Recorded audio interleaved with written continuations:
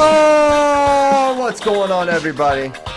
Welcome to episode 872 of FloWrestling Radio Live. I'm your host, Christian Pyles, joined today by James Dean Rader, Ben Funky Askren, and an angry American, Jon Kozak. Kozak heard our FRL on Monday and was furious, as mad as I've ever seen him. Dare I say spitting mad at our takes. Christian, absolutely. Sure. In your USA I jacket. don't think I could be more mad, Ben. No, Kozak, give me more mad. I almost put up a tweet, but I didn't want people to think I was too anti-American. But you know what we were hating on Monday? I was really angry about everyone dropping on their knees. Yeah. And I thought it's kind of like a famous quote, but I thought I was going to tweet something like, would rather give up a point of my feet than live on my knees. There you go. Hey, you know what, Ben? It's not too late to tweet that. You could still do it. Kind of funny, though, huh? It is kind of funny, yeah. So Ben is on limited time. He's on location somewhere. I will say he's in North America. I'm in Boston. That's right. Okay, I'll say North America. I won't get any more specific than that. But we're going to talk the World Cup. We're going to clean that up a little bit. Give Kozak his opportunity. Yeah. Because he basically forced me to let him on. He was that mad. And then we're going to talk about wrestlers, not wrestling, wrestling less, etc. Ben and I have been talking about this. This is kind of something we've discussed a little bit and get a little more into that. And then other things. Yep. But Ben's on limited time. So, Kozak, why don't you go first? Yeah. What's your beef? Well, I thought you guys were American wrestling fans, but apparently... You thought wrong. Yeah, I guess not. We know JD. JD's been outed. They're compromising pictures of him. Yeah. Yeah. I mean, Ben is an Olympian, so he has an excuse, I guess. But Team USA, they didn't have their number one squad, and so apparently you guys didn't care. I don't know if you watched the World Cup, but you talked about Jordan Burroughs losing first. I don't even know. I mean, obviously. I don't even know if you mentioned that Team USA won the World Cup. We absolutely first words out of my mouth. No, you said Jordan Burroughs lost for the first time.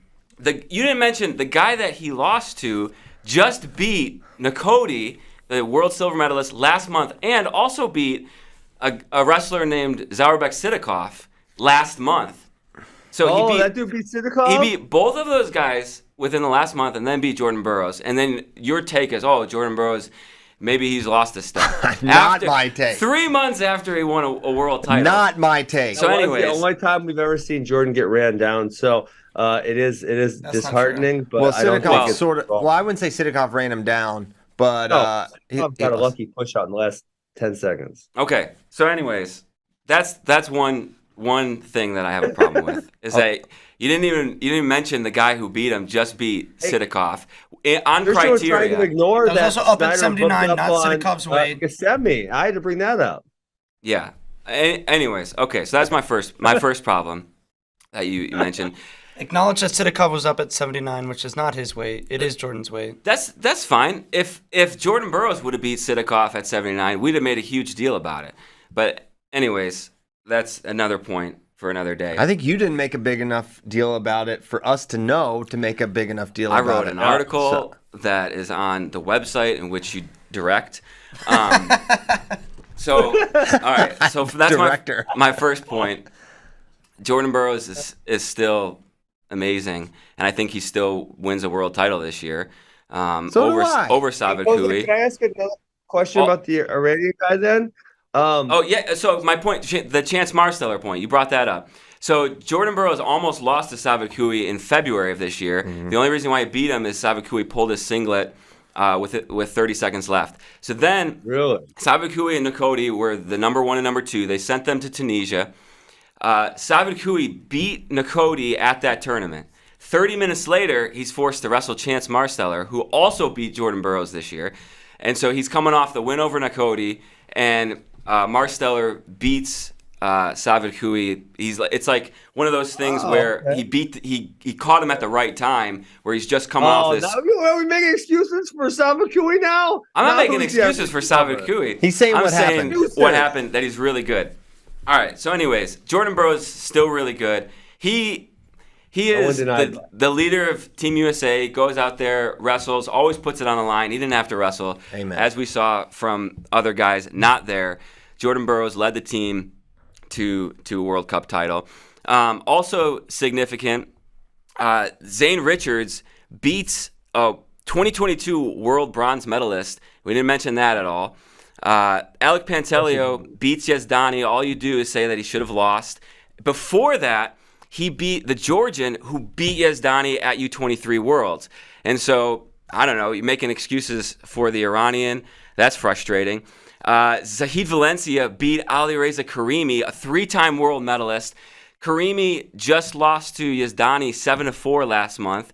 It was 5-4 until he gave up late takedowns. Nate Jackson beat a 2022 world bronze medalist. Also beat Firazpour, who is the number 2 at 92 kilograms. Just lost to Gasimpour 4-0 a couple months ago. Nate Jackson, clearly top 3 guy in the world. Didn't even mention Nate Jackson's name. And then the whole duel comes down to Cael Snyder versus Gasimpour. It's like built up, this big thing. And I mean, all you guys do is like, oh yeah, Cael Snyder. That's a good win for Cael Snyder too. And let's talk about grounding. That's let's not talk what about I said. let's You're talk about lying to Gable tape. I'm Stevenson defending spraying myself. milk. I'm gonna knock down the sign back here. Anyways, I think that you guys I did talked about how much better Cael Snyder was than anyone in the world not named said Julayev. Yeah, that's fine. And you brush over it to talk about Gable Stevenson spraying milk. Also, That's Hayden, because Christian loves Hayden Zilmer. WWE. He's a huge WWE fan. Hayden Zilmer is like a split second away from beating Munktour, who beat Petriashvili.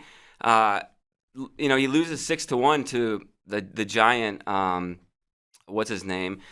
Alireza Masumi. Hey, Hayden I Zilmer got a looks question. really good. Can I ask you a question, Kozak? Since you're our man on the ground here and you're on fire. I came up Someone to. told Look how white he is. He's I'm very white. white hot. Yeah, you can ask me we a question. we sent our World Cup kids. We sent our 7 years to the World Cup, and someone told me there was a bunch of protesters about the hijab thing outside, and that Zare, I guess, gave him a thumbs up or something, and then they didn't let Zare wrestle all weekend or be on the award stand. Is this true? Zari wasn't there. So they were making it up. They didn't know what they were Zari talking wasn't about. there. There was a pretty good Iranian crowd, and the crowd was really good at the Extreme Arena. I'd say probably like 2,500 people there. So it felt really full, felt really good. I think it was a really cool experience for anybody that was able to go. They were able to get like autographs from all the top guys. They had some pretty good access. So if you have the opportunity to go next year, you should. But there was a good Iranian crowd there, and they were definitely making it like there was some political stuff with all the things going on in Iran. You can probably find pictures online, but it was like free, like they were chanting like we want to free Iran. They had that like on their t-shirts as well. A lot of like women's rights stuff as well. So that was interesting. People on YouTube, they're loving it. They said keep going. I loved it too. I loved it, even though I feel like I'm in trouble now. Yeah. You know what? I actually did. I think now you're making me feel like we weren't positive enough on Monday. No, you were positive. You guys had, it was. You guys were really sad on Monday for some reason. I don't know. Maybe it's the weather, not getting enough sun. I think it was for me. I think I expected us to dominate more. You're right. Maybe I was being unfair. I think you called me out. I think you're kind of right.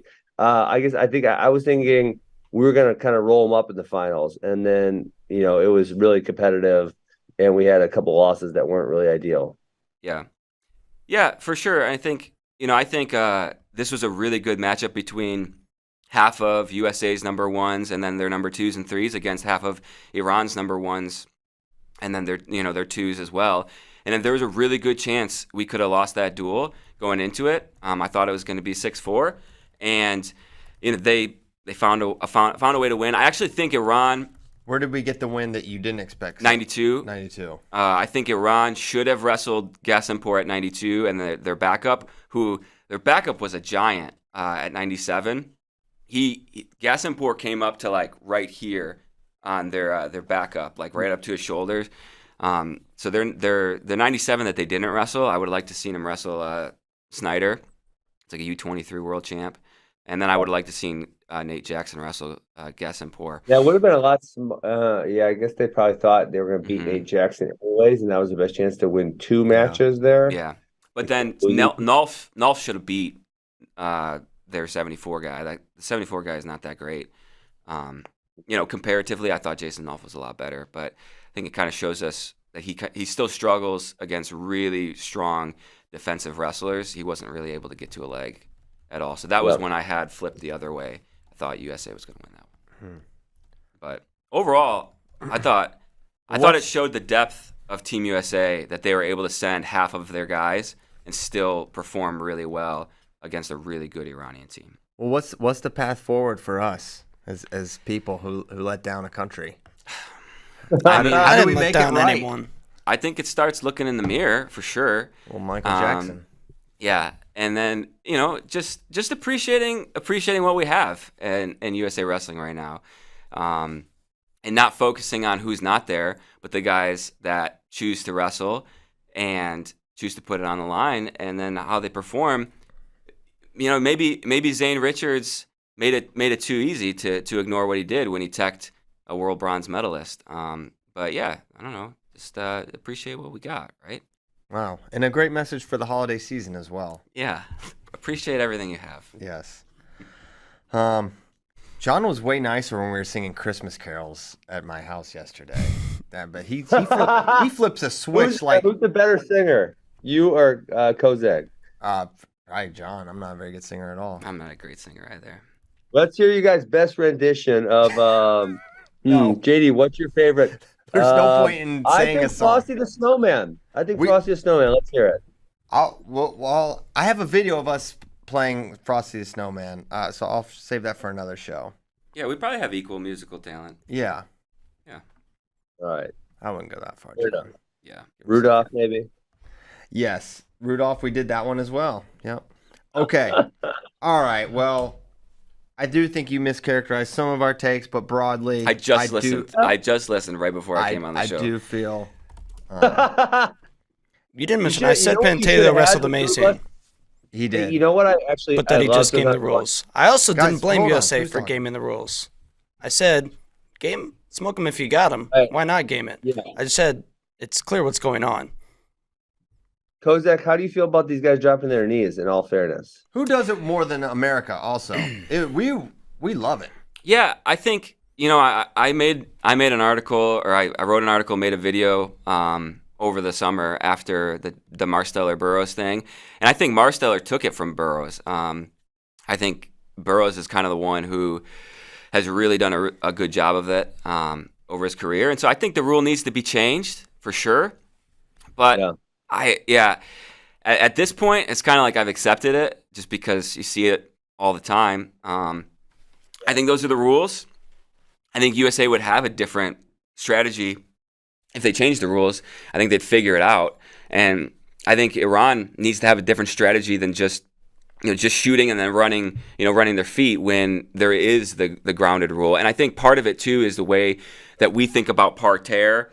We think about parterre as just somebody gets the takedown and then is trying to work for a gut or work for a lace. And in international wrestling, parterre is any time someone's down on a knee. And so I think our view of what parterre wrestling is. But that's where there should be a more clear definition, because I agree. Well, there is a clear definition. It just includes that. Yeah, but it should be something that parterre is a type of wrestling that happens after a takedown is awarded, is what right? Because once the takedown is awarded, then that's a clear definition. Yeah.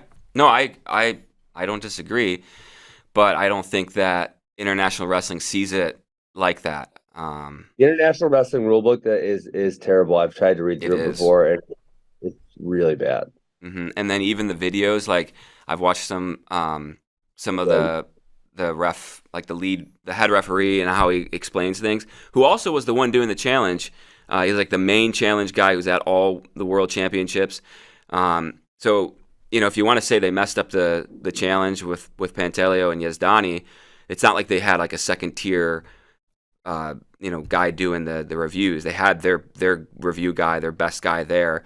But yeah, the instructional videos are just as confusing. They don't clear things up at all. But I agree. I think it needs to change, but those are the rules they're working with. Okay.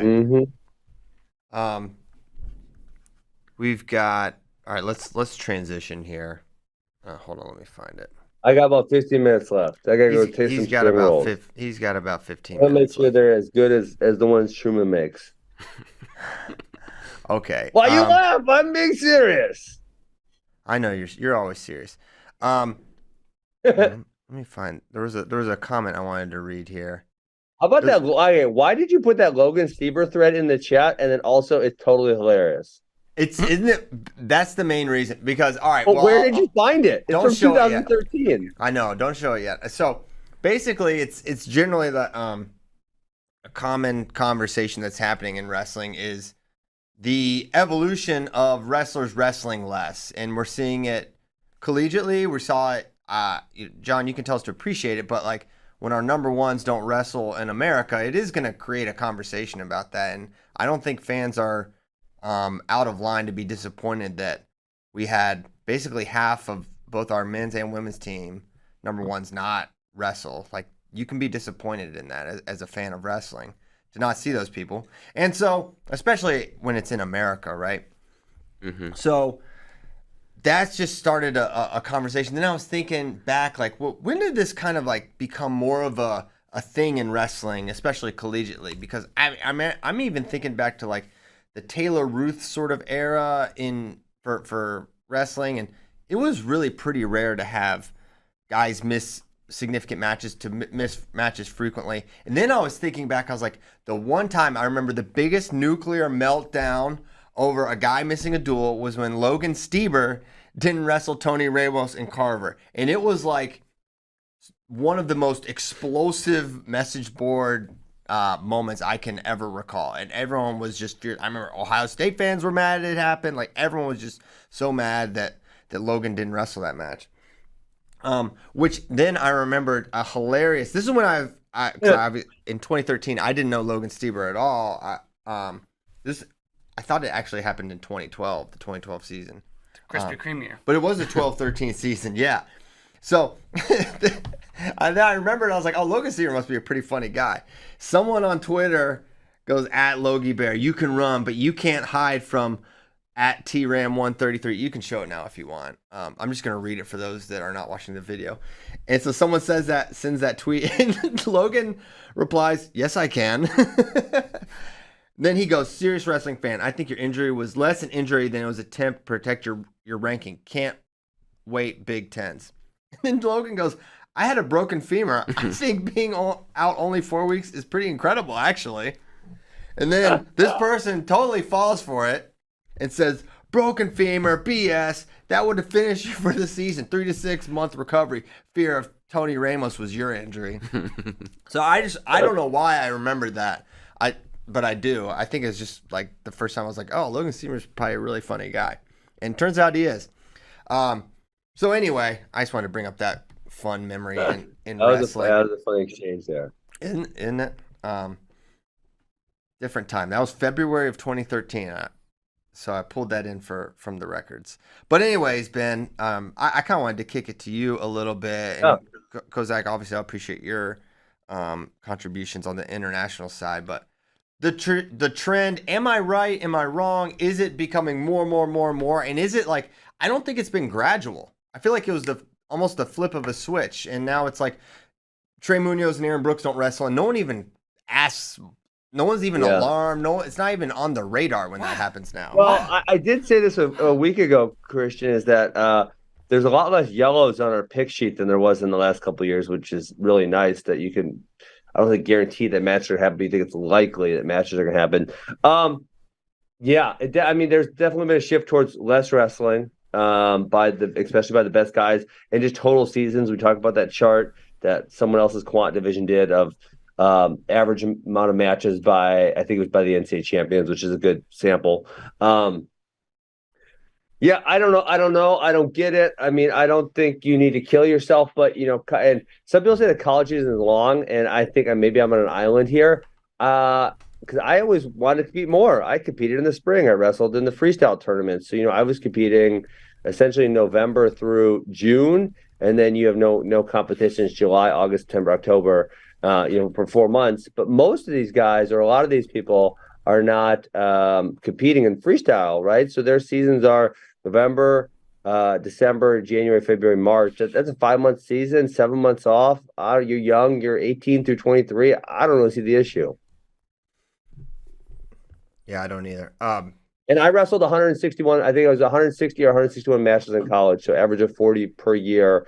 I missed. There was a couple times where Coach Smith said, like a try or a quad, hey, let's let someone else get a match. I was like, you asshole, I want all the matches. Then I even snuck out and had to go to CMSU twice to pad my stats for my Hodge campaigns. Yeah, I love to compete. I don't know. I think it's beneficial to compete.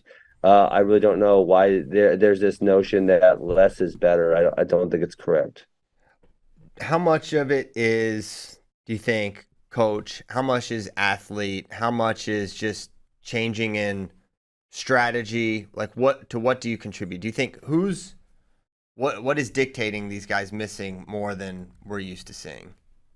Yeah, I don't know. I think I've said this a bunch of times before, but I would love to have a deep, in-depth conversation with some of the college coaches I respect the most about why is this number going down? Why is this number going down? And do you think that number going down is good? Because, I've made the argument that especially for your first few years of college where you're getting so much better, it's not good for that number to go down. Maybe in the last couple of years, I could see it being kind of negligible to performance. But to wrestle, let's say in 5 years of college, including a redshirt, sub with 100 matches, which is happening for some people, I don't think it's good. I don't think it's ideal for performance. So I would love to pick their brains on the way they do it, because if I got to run a college team, I don't think that's how I would do it. I think I would try to get my kids somewhere between 35 and 40 matches per year, likely. Interesting. So yeah, we're seeing it less, and then we're seeing it less on the international side as well.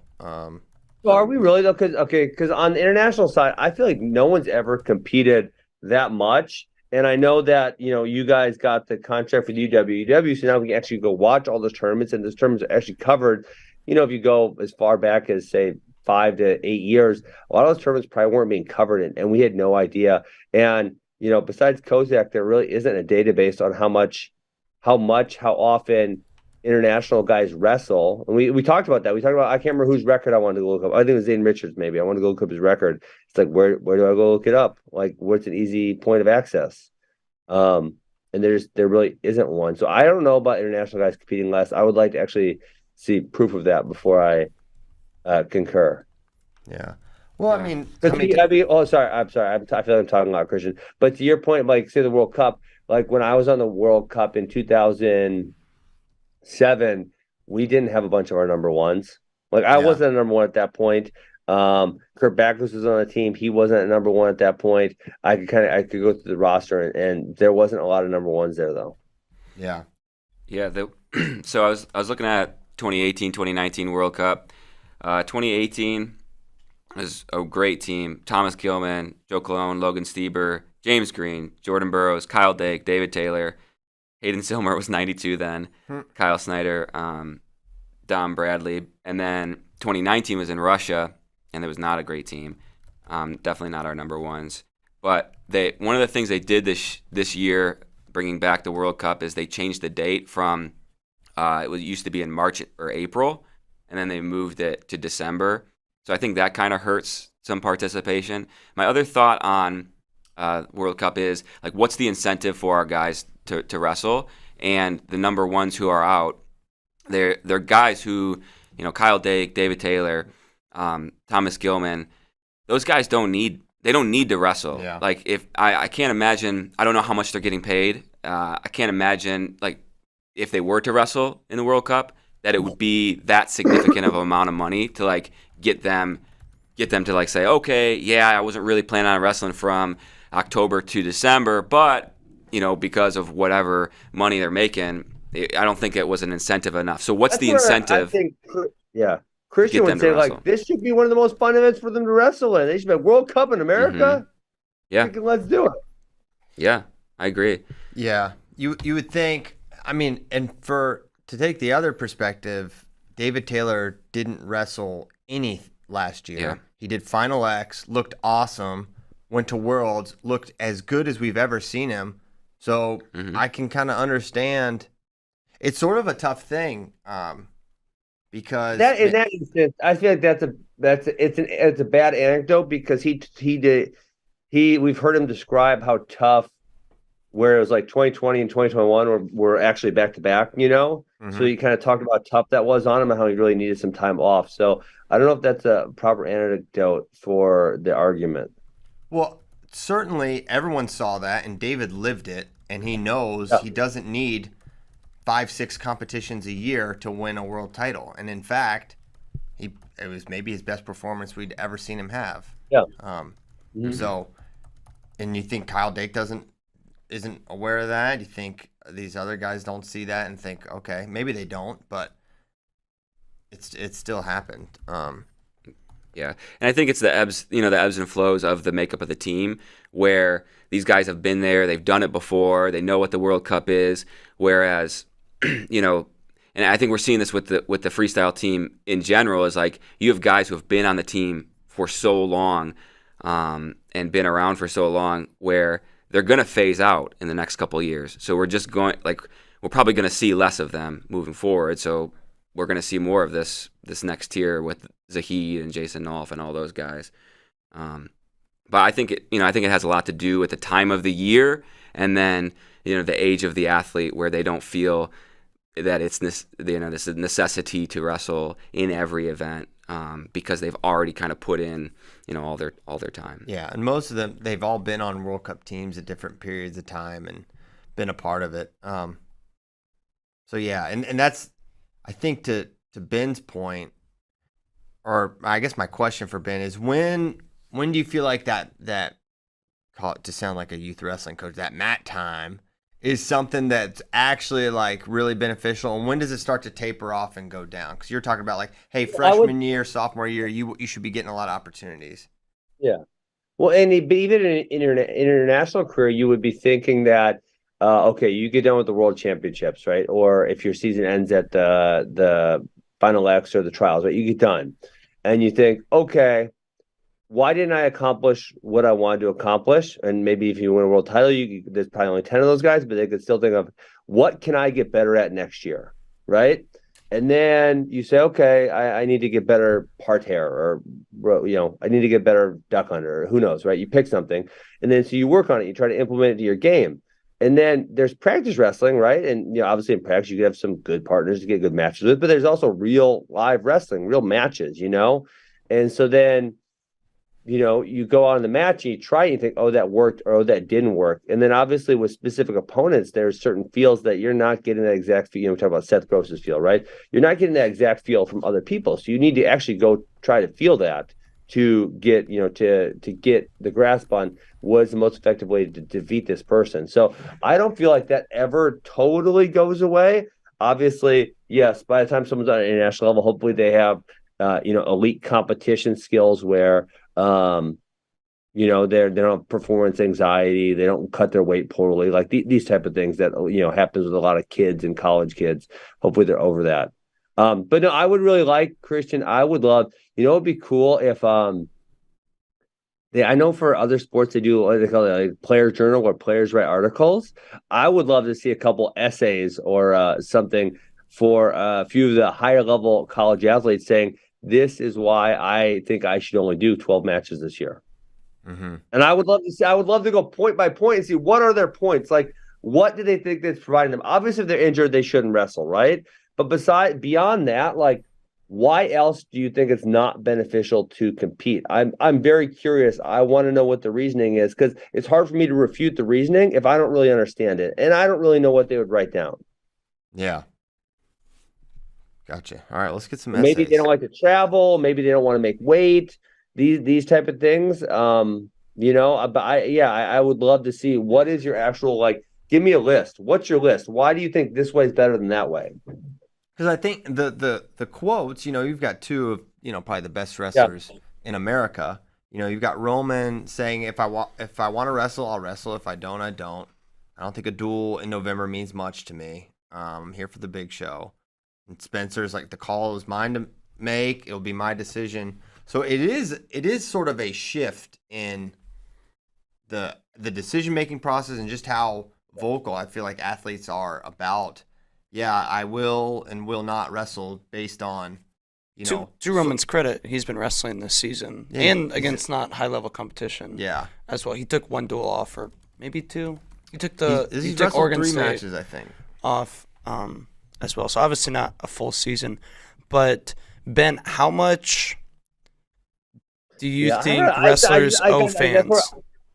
I want to see what they say because I can't relate. Like, I freaking loved it. I love to compete. I just told the kids the other day, like, I miss it so much, that I don't get to compete anymore.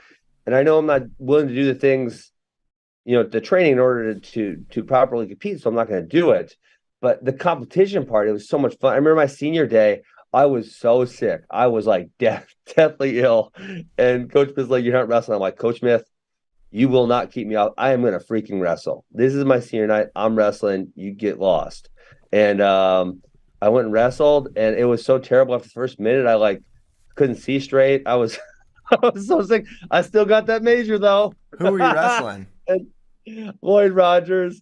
And then I went and laid in the back and I died. I couldn't get up for an hour. It was the worst thing ever. I was so sick, but I'm like, dude, it's my senior night. I'm freaking going on the mat. I want to see that video.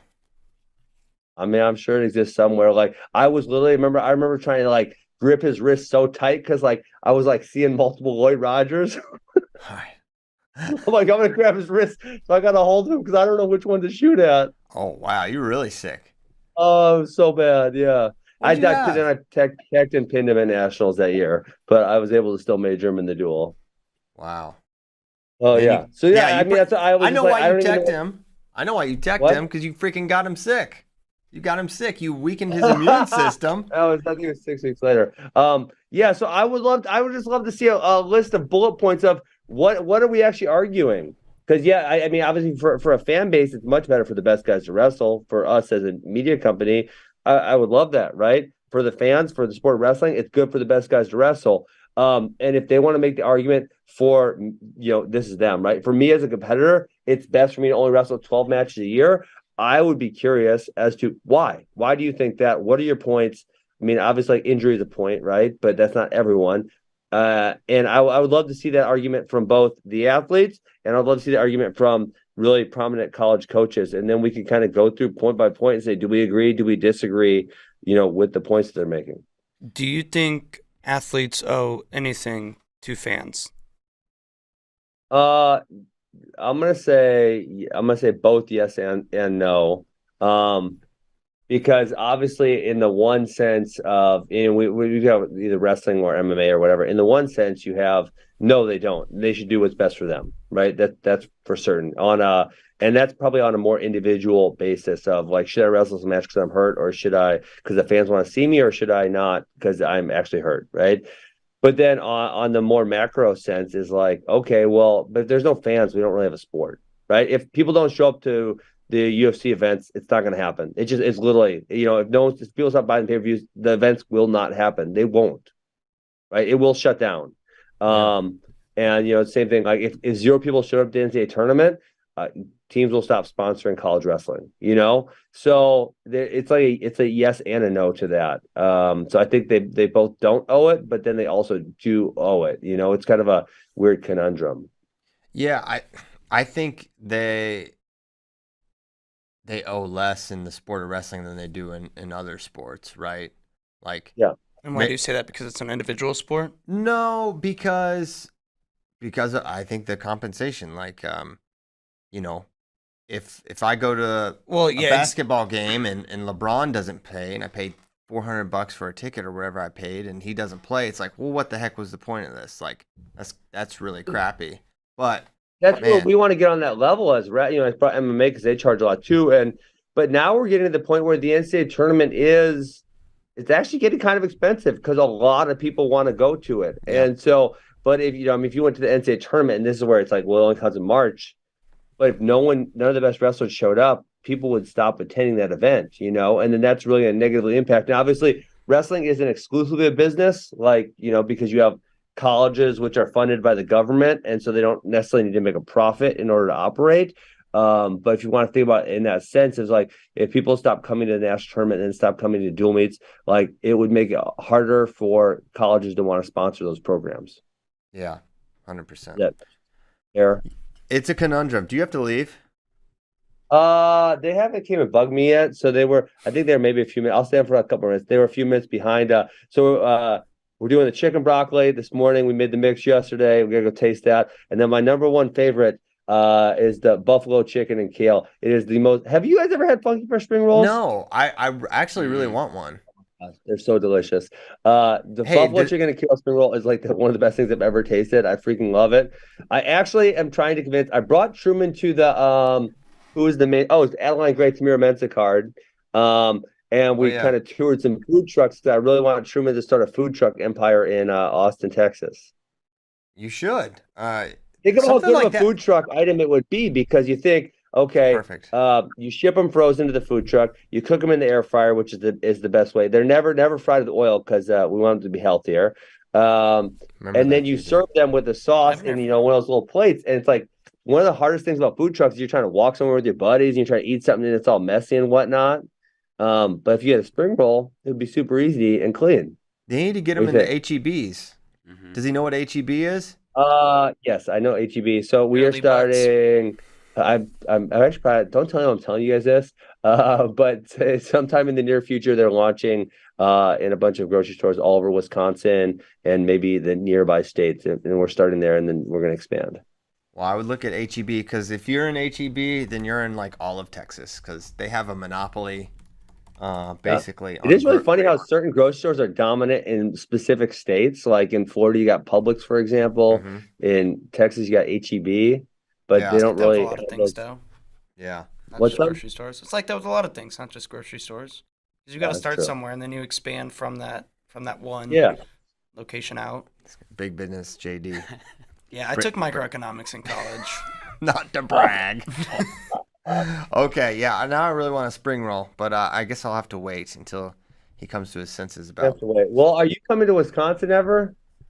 I won't rule it out for my life. I'm sure it's gonna happen. I mean, you've been trying to bring Caleb to a wrestling camp for years. So when you do, get you some Funky Fresh spring rolls. What's your summer schedule like? I wouldn't mind coming up. You know what? I'm really annoyed. I'm giving you guys all my business and all my problems on this podcast. All the business. This freaking housing person from Parkside, not the wrestling coach. He's great. We love Nick Becker's amazing. But the housing dude, I've worked with these dudes 5 years. First of all, he kicked us out of a Corona. That was annoying. That was really annoying. And we went back last year. It was great. He's like being so slow. He won't give me these damn dates. I've been asking him for a month. Give me the freaking days that are open so I can finish my calendar.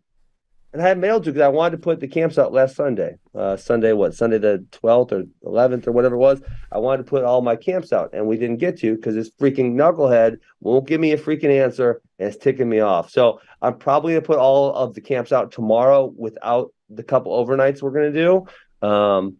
So they should be coming tomorrow. Okay. Well, cool. You do camps for 11-year-olds? Yeah, so our youth camps are like commuter on site at the AWA. The youth camps are going into 2nd through going into 8th grade, and the older kids camps are going into 5th through going into 12th grade. So, we generally say we try to make it convenient for families. So if they have, say, a 3rd grader and a 6th grader, they can both go to the youth camp, and then obviously like 5th, 6th, 7th, 8th graders, if they are been wrestling for a while and they're a higher skill level, they should probably go to the older camp. Mm-hmm. And, if they're newer and maybe not all that great, then the younger camp's probably a little better option for them. Yeah. Caleb probably learned the hard lessons of life in that one. Yeah. I mean, we don't scrap that much. You know what? We do make a great offer. Hey, this is for all of our Flow listeners. I'm actually advertising my camps on Flow right now. I don't really ever talk about it that much. Our out-of-state campers, we allow them to come to our nightly practices as well. So they can get a mix of the camp sessions, which is mostly technique, and then mix in with our normal practices at night. Which are all live. We do all, but I mean, obviously at that time of year, your kid's not high school. For high school, we're gearing up for Fargo at that point in time, so we're probably doing quite a bit of scrapping. Cael wants to go live all the time. He's a classic youth wrestler. He wants to go live. All right, hey, that's a great time. This is a great segment for me to leave. Are we going tomorrow or not? Can you do Friday? Because these party boys want to get wild. I'll just put the business in the street. Oh, you guys we got the holiday parties tonight. It's gonna be, dare I say, a movie. And JD and a certain producer named Tyler, they want to have a good time and not have to get up quite so early and do the show, which I understand. We're always catering to JD's schedule. JD's social schedule, mind you. I would like to do Friday also because I will at least be up late for the party. And Lord knows what Kozak's gonna do. Yeah. Wild card on the team. Real wild card. So yeah, I think Friday. Fine with me. As long as you can do Friday. As long as you can do Friday. Pretty sure I can. Yes. Yeah. You're a vital part of the show, Ben. Yeah, I think I'll be there on Friday. Hold on. I'm scrolling through the questions because I think what was the question I liked? I know we talked about some of these. Oh, never mind. The question I liked, I wanted to ask you this question off air. Because I don't know. When we put in the question, what's the beef with Lewis and Goodale? What's the beef? I don't know. I don't know what Richie Lewis. He's throwing daggers at Coach Goodale. I don't know what the beef is, honestly. Okay. Yeah. And then the second one was this is a good one, and we can discuss it at length on Friday. You guys have said that wrestling and wrestlers have gotten a lot better in the last 23 years. If Cael wrestled today, do you still think he goes undefeated? Since he graduated, who's the 184-97 that would have given the best match win? That is a fun discussion. Can we talk about that one on Friday? Yeah, let's do it. Everyone knows my answer. I feel like Cael is just eternal. That's what being transcendent means. Yeah. Transcendent means it doesn't matter when it happened. It would happen again at another time. But let's have some there's nuance there, so let's get into it. We thank you, Ben. So fun. Don't eat too many spring rolls. See you, buddy. All right, he's going to have some funky fresh spring rolls. Kozak's still here. Have you cooled down? No. Still white hot. Just fuming over here. I'm ready to go. Fuming mad. Okay. Well, where do you want to go next? Jon, you're our guest after all. And we are nothing if not hospitable here. Where do I want to go? Yeah, anything else top of mind you want to get into? Let's go back to Zane Richards versus Zandon Bud. Okay. No, I'm just joking. All right. It's like, all right, we're back. No. Let's see. We didn't talk about Pat Downey getting knocked out. That's fun. Yeah. I don't want to talk about yeah. Well, I just talked about it. All right, we covered it. There you go, Keith Gothard. We talked MMA. Mm-hmm. Are you happy? Rafion Stotts continues his run. Is he the one that beat Sabatello? Yes. Wow. Great loper. Gothard's gonna be so mad. It's Ben's boy too, because he used to train. Oh, really? Yeah, up in Wisconsin with Ben. Okay. Yeah. He now a Texan once again. From Dallas? Houston.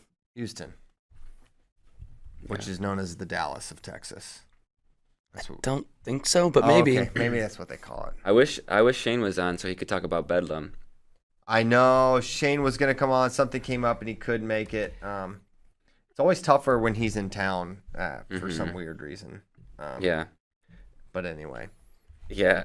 We'll get him back. Also, maybe. Also, did you see his tweet where he said he hoped it was Groundhog's Day, that he could just call the Bedlam match every day of his life? Yeah.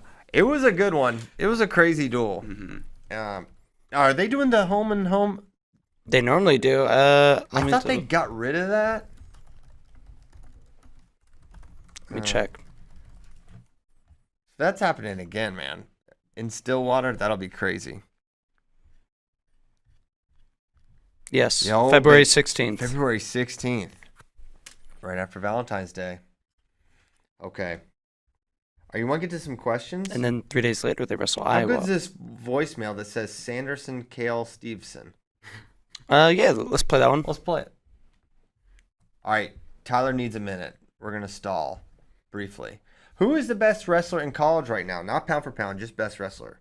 RBY is my pick. Kozak is Brooks, Starachi, Yanni, and Keegan are close. Spencer gets healthy, he could be number one. That's from Arizona Wrestling Fan. I'm curious for Kozak's take. Who's the best wrestler in college? Best wrestler in college right now. Why are we excluding Spencer? You don't have to, because he is a college wrestler. Yeah. Yeah, I mean, I think he's the best. I think he's the best wrestler in college right now. I think he's clearly proven that he's the class. I think with Starachi and Brooks and RBY, obviously they're up there, but yeah, I think with what Spencer's able to do on top, I think that kind of separates him. Now, to transition this is kind of pound for pound talk. Yeah. Now, let's transition to Hodge talk. Let's say Spencer wrestles in 3 duels prior to Big Tens. 3 duels. 3 duels. So he has 4 matches going into the postseason. And he does Spencer things and bonuses his way through. Maybe semis, finals. A major and a decision. Or a regular decision, yes. Mm-hmm. In both the Big Tens and NCAAs. So we're looking at what, like an 80% bonus rate, but only barely double-digit matches. Looking at what, 15? Yeah. Mm-hmm. Something like that. Is that Hodge-worthy if, Starachi goes undefeated with his normal bonus rate, RBY goes undefeated with maybe a couple more matches, Aaron Brooks has looked dominant and might have a slightly higher bonus rate than he has in the past. Yeah, it'll be tough. I think ultimately him just being undefeated and winning 4, I think is probably all he needs. Yanni really fumbled the bag. Mm-hmm. Yanni could have done it. Then again, though, well, one, I think Yanni fumbled the Hodge because I feel correct. I feel Yanni and Spencer were gonna have similar seasons in terms of competitions, and that it would kind of come out in the wash, and that Yanni would have wrestled maybe a few more matches, but Spencer would have been more dominant, and they both would have won 4, and there'd have been a double Hodge again. But now with the loss, I don't know what they do, and there is precedent for guys with losses winning. The Hodge, Brent Metcalf did it in 2008, but there wasn't a Spencer Lee in the field. This would be the first. If Yanni doesn't win, I believe it'll be the first time a 4-timer has never won it. Yeah, and you feel like you got to do it. And I would not put a Hodge past them. I mean, once you do it once, it's got to feel great. It's got to be no feeling like just giving out Hodges to as many people as possible. One wild card could be Dayton Fix beating Vito in semis, then RBY. Yeah, I feel like wrestling a full season. Dayton Fix Hodge? In our minds, that would probably elevate him a lot, but I think in how it would actually play out, I don't know if that would be enough to surpass.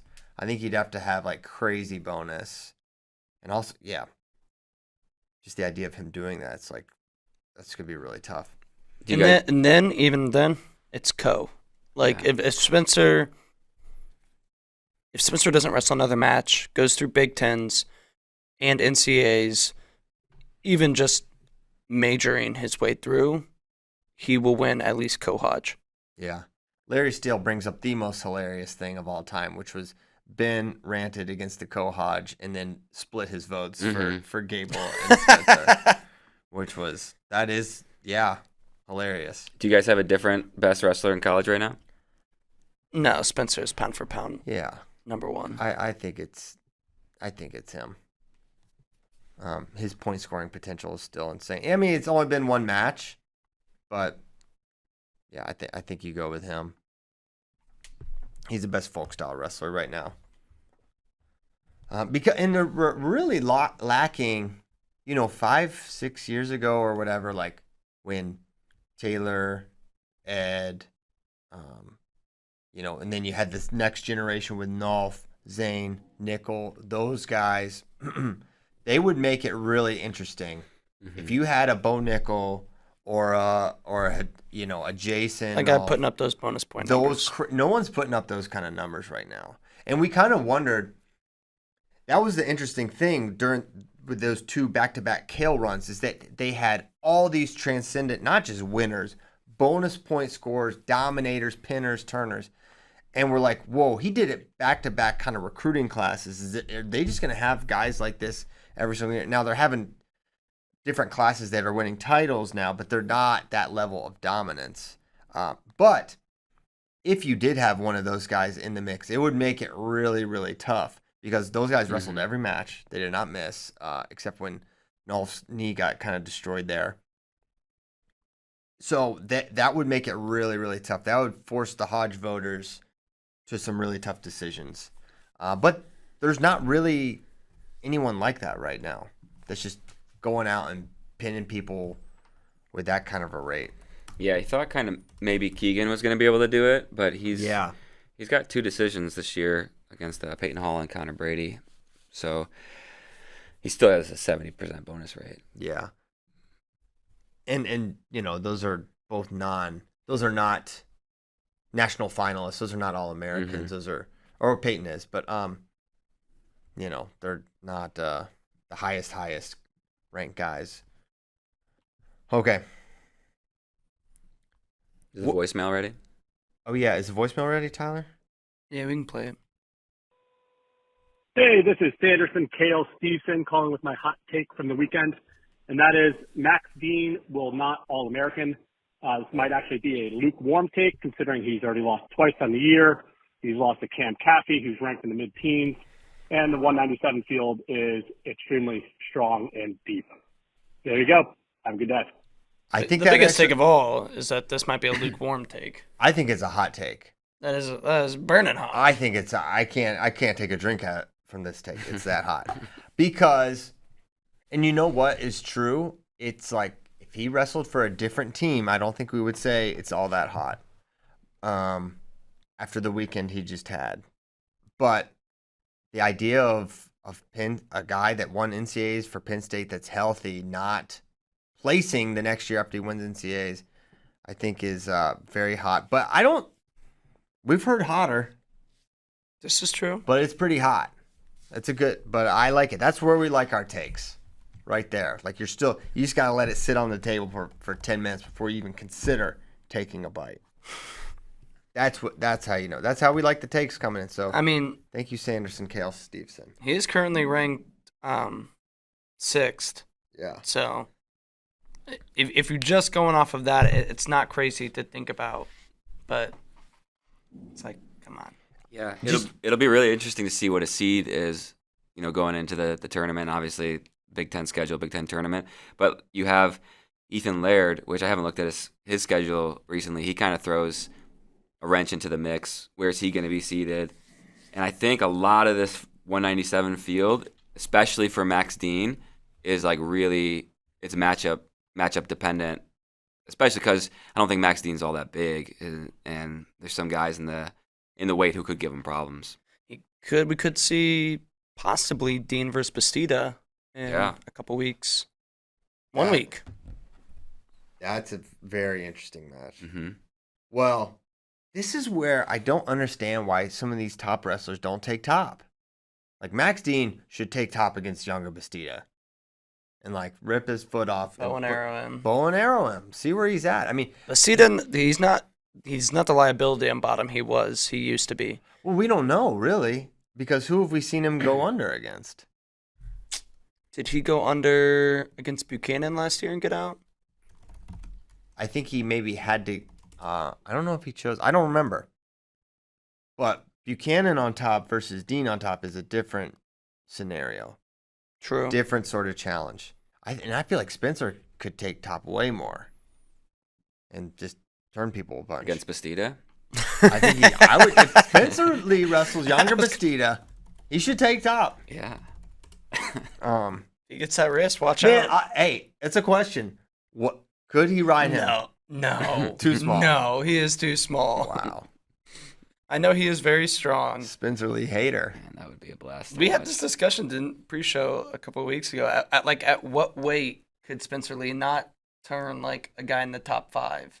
I think he could still ride the 41s. I think he could get riding time on some of the 41s. When you think about 149, you're talking about 160-pound guys, making their way down.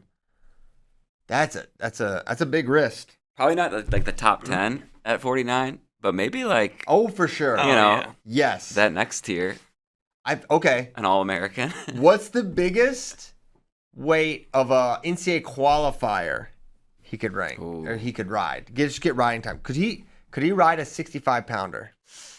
Yeah, I don't. That's No. where I think it's crosses 65. the line. That's the line. Mhm. Even 57, I say no. I don't know, man. One good chop and you're there for the period. It's possible. He could maybe get a 2 count, but eventually that 57's getting out. Perhaps. I think even your 33 seed. Okay. Okay. We could Wait. simulate. You know what we could do? Tyler. We have a 33 seed that works here. Yeah. This is Tyler true. Meisinger could literally make our dreams come true. He could vlog about it too. And he 100% will be like, absolutely not. No way he could ride me. It would be like the Bader JO Cradle Challenge. It would be.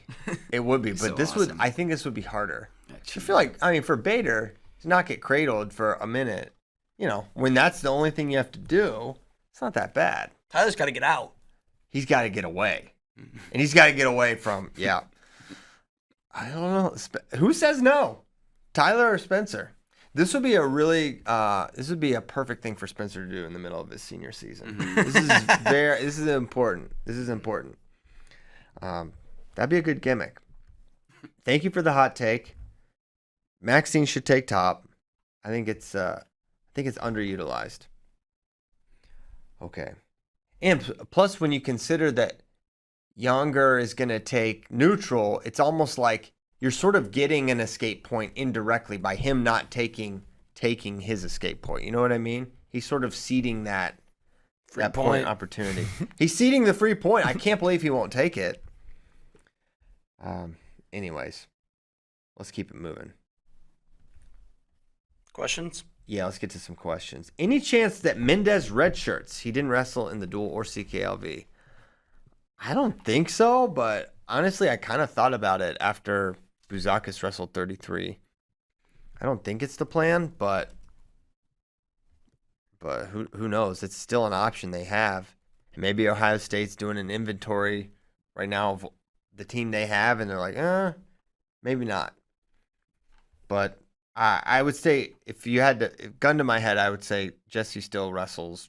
He's their guy at Big Tens for Ohio State. He is that guy, pal. He's that guy, pal. Okay. If Kyle Dake started training Greco only today, does he medal next Olympics? Does he make the team? Greco isn't totally new to him. What about Taylor? How much translates? I mean, he tried to do the Greco thing for like a couple months. Was it? Here's the thing. Can you wrestle like a world champ at Beat the Streets? I think people get Joel Falakian, I think, was who it was. And he wrestled him close. He did not win. I don't think he does. I mean, think about this, guys. He this is gonna sound weird, but he almost barely medaled at the Olympics in freestyle, and the thing he's trained basically. And for, however you guys view Greco-Roman wrestling, it's really hard to be really, really good at it. And it's so specialized. So yeah, would he make the team? Probably, yeah. I think he would make our team. And I think there's a good chance he would be high enough caliber to qualify the weight, which is a big challenge. But man, it's not easy to get on that podium. So I would say probably not an option. And I say no chance. yeah. And I also think he's really good upper body, obviously. And if he made his life goal back when he was a college wrestler to be like elite at Well, that's a whole different story. Greco, then absolutely. I think he probably would be the guy. But I think people, and maybe this isn't true, but he has a lot of very freestyle specific skill sets that make him so great. And it's not just his upper body stuff. His leg, taking away Kyle's leg defense is sort of a crazy thing to think about, but that's totally lost when, that changes, when you change that style. So I don't think so. How much of a shot does Dean Peterson have at All-Americaning? Someone said he has a 16 out of 77 chance? 17 out of 66. 17 out of 66 chance. That was a reply to this question, which was an odd statistic that I didn't understand, but I thought it was funny. And he said 25%, which I feel like sounds about right if he's the guy. I think it's possible. I don't think this is the deepest Still maybe way. seems a little high. 25%, they wrestle it 4 times. He doesn't get on the podium 1 time. It's probably in that range, right? 15 to 25%. He's I lean good, more man. towards 20. He is good.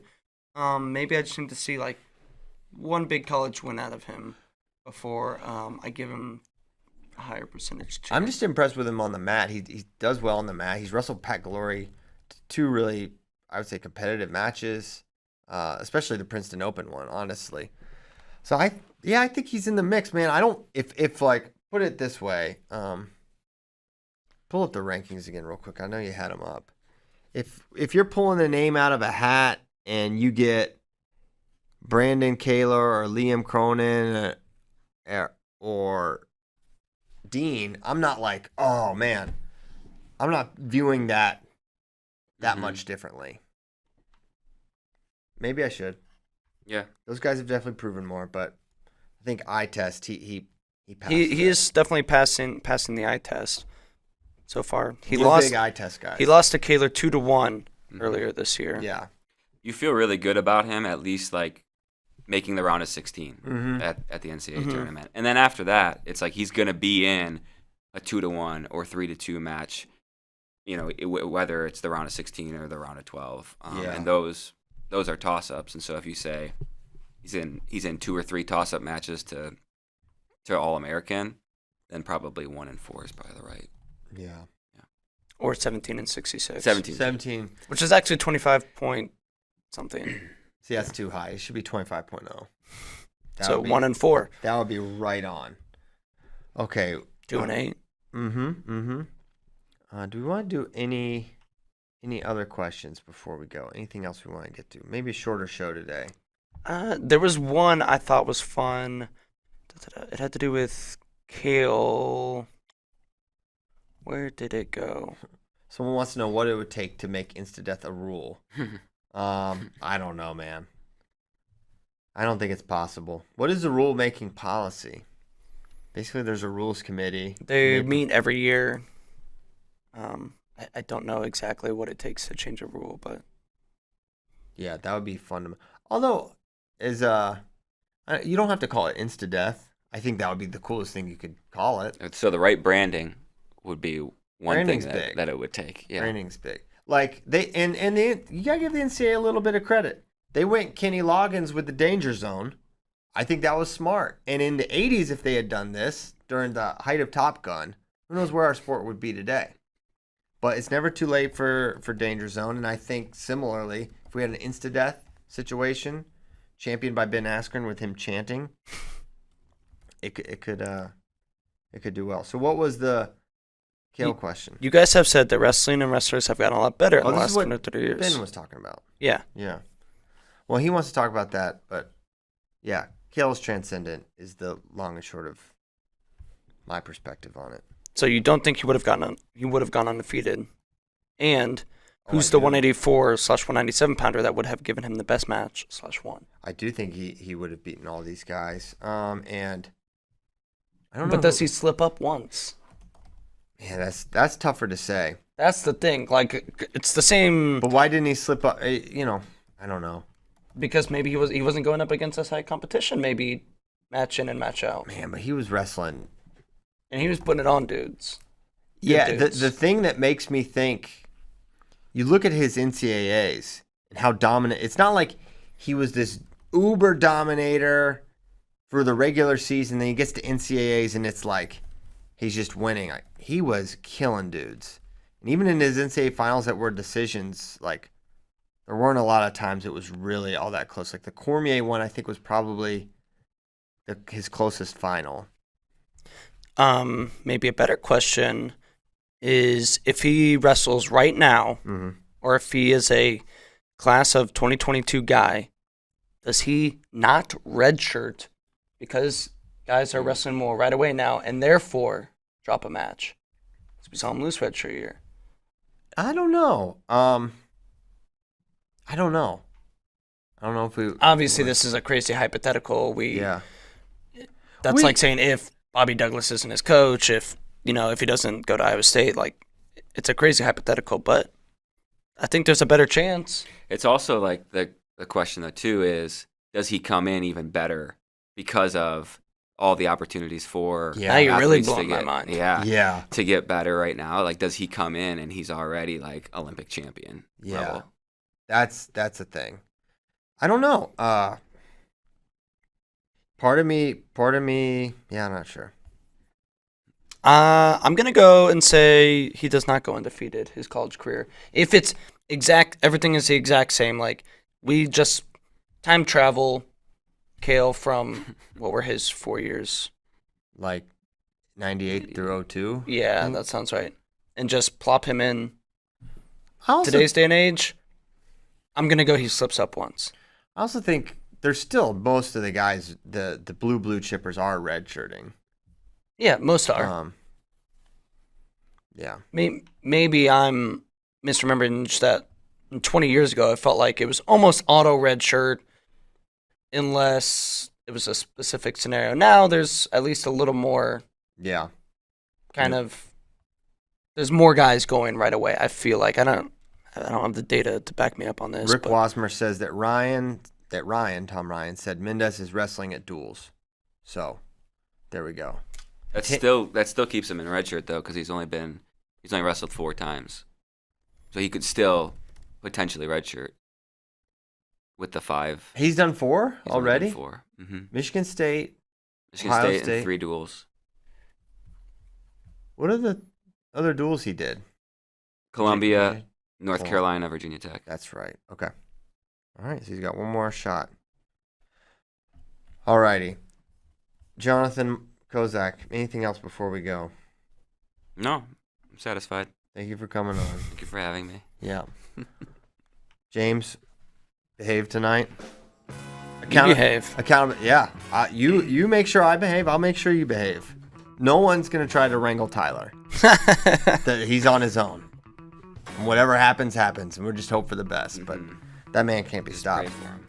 All right. Thank you guys so much. We'll be back Friday so we can celebrate the great year we had at Flow. FRL Friday. And celebrate you guys. Appreciate you guys so much. Try and Tuesday news dump us. You won't. Yeah. That's the main. We shouldn't have told him. Because then we could have caught him red-handed with a Thursday news dump on Friday. But now, they're going to, 10 a.m. Friday, something's coming out. But maybe we'll do it later on Friday. You don't know that. Never let them know which direction you're going. Yep. All right. Later, guys. Thank you. Go USA.